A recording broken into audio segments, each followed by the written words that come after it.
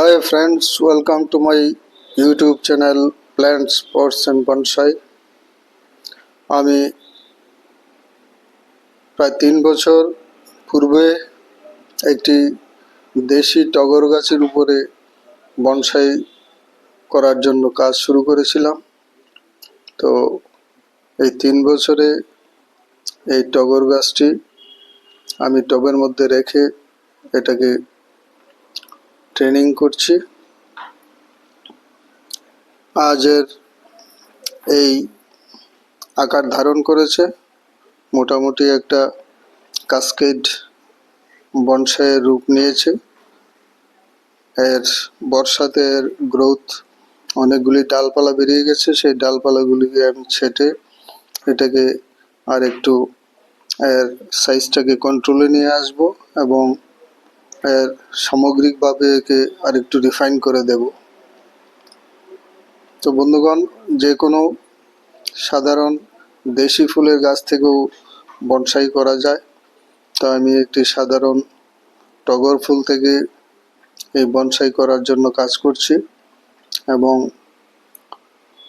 গত 3 বছরে এই গাছটি যে বর্তমান যে রূপ, সেই রূপে এটাকে পরিবর্তন করেছি ট্রেনিংয়ের মাধ্যমে। এতে ফুল সবসময় ফুল দিয়ে আসছে গাছটি, এখনও ফুল ফুটে আছে গাছের মধ্যে। তো এটাকে আজ আমি কিছু কাটাই ছাঁটাই করব এবং এটাকে বলতে গেলে পরিমার্জন করব, রিফাইন করব, আর সামান্য কিছু প্রয়োজন ভিত্তিক ওয়ারিংও করে নেব। তো এই সাধারণ মাপের গাছ, যেগুলিকে আমরা সাধারণত তেমন গুরুত্ব দেই না, সেই সব গাছ থেকেও বনসাই করা যায়। প্রকৃতপক্ষে যে কোনো গাছ থেকেই বনসাই করা যায়, তবে সব গাছ বনসাইয়ের জন্য সঠিক বা সুন্দর হয় না। তো আমি এই টগর বা কাঠমালতি এই গাছটিকে 3 বছর যাবৎ পরিচর্যা করে ট্রেনিং দিয়ে এই অবস্থায় আনতে পেরেছি। তো এর সময়ের সঙ্গে সঙ্গে এর আরও কিছু কাজ হবে, এর উপরে আরও কাজ করব।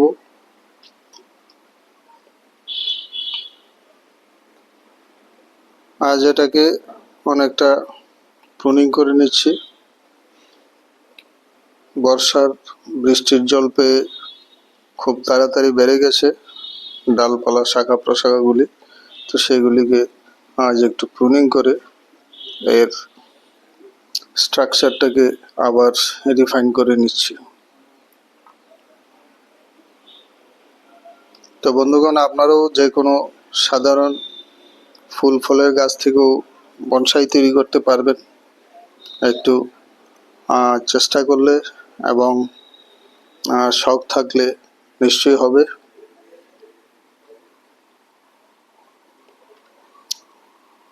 তো আমার এই টগর গাছের বনসাইটি কেমন হয়েছে কমেন্ট করে জানাবেন।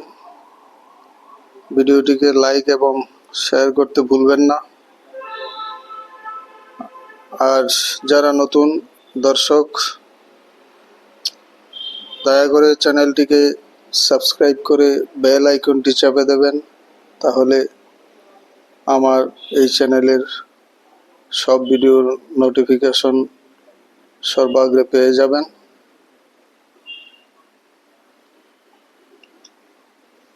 এইভাবে আজকের জন্য আমি এটাকে এর উপরে কাজ শেষ করে এনেছি। সাধারণ একটু প্রুনিং এবং সামান্য ওয়েরিং করে আজকের কাজ শেষ করছি।